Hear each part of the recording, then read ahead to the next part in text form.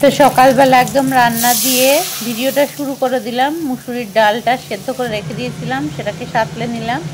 এখন তো হলুদ নুন দিয়ে দিচ্ছি। এদিকে রুটি বানাবো, আটা মাখা হয়ে গেছে, ভাতও হচ্ছে ওদিকে। তো ভাতও প্রায় হয়ে এসেছে, আর এখানে আলু পেঁয়াজ ভাজবো সেটা। গুড মর্নিং বন্ধুরা, নতুন একটা দিন, নতুন একটা সকালে ভিডিওটা শুরু করেছি। তো সকালে একটুখানি তোমাদের রান্নাটাই শেয়ার করেছি, পুরো রান্নাও শেয়ার করিনি। তো এখন আমি যাব বাজারে, বাজার করতে, যেহেতু সামনে রাস পুজো আছে, একটু পুজো দেওয়ার আছে, সেই সব কিছুর জন্য কিছু ফল কিনতে যাব। তো সেই জন্য স্নান করে একদম রেডি হয়ে নিয়েছি। এখন আগে বাজারটা করে আসি, তারপরে সকালের টিফিনটা করব। তো বাজারে গেছিলাম, বাজার থেকে ঠাকুরের বেশ কিছু ফল কিনতে গেছিলাম। এখানে দেখো আপেল, লেবু, তরমুজ, এর মধ্যে রয়েছে খেজুর, এখানে কাজু, আঙুর, দেখো এখানে সোয়াবিনটা অবশ্য ঠাকুরের না, সোয়াবিন একটু নিয়েছি, আমসত্ত্ব, শশা, আর যেহেতু সামনে ইতু, তো ইতুর ঘট আর ইতুর পঞ্চশস্য লাগে, সেইগুলো নিতেই গেছিলাম বাজারে।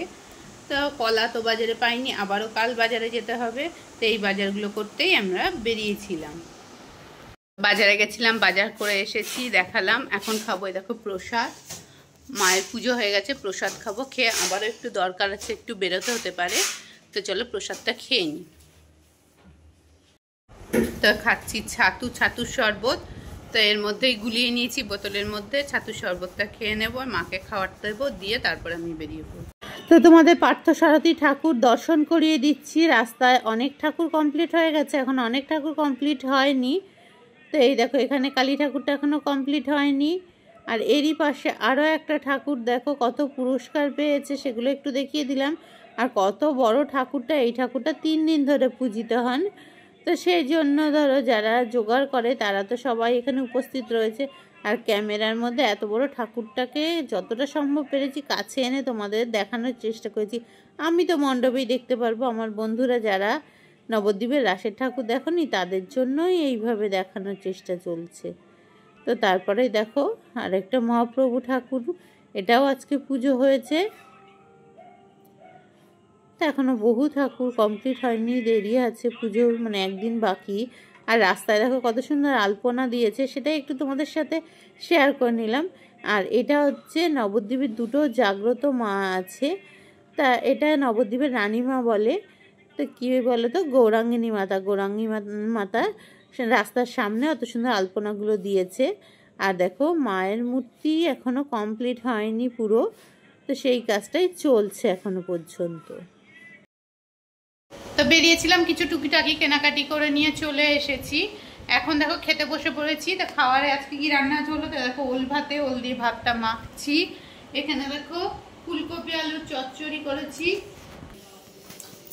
মুসুরির ডাল, আর আলু পেঁয়াজ চচ্চড়ি না ভাজা। তো চলো এগুলোই আজকে রান্না করেছি। এখন আমি আর মা খেয়ে নেব, তারপরে একটু কাজ করব, একটু বেরোতে হবে আবারও হয়তো। আর তারপরে মিস্ত্রি দাদারা আছে, ওরা বেরোবে, ওদের সব যাওয়ার পরে কাজকর্ম আছে, সব কিছু করতে থাকি, দেখতে থাকো। তো দুপুরের পর আর সেইভাবে সামনে আসিনি।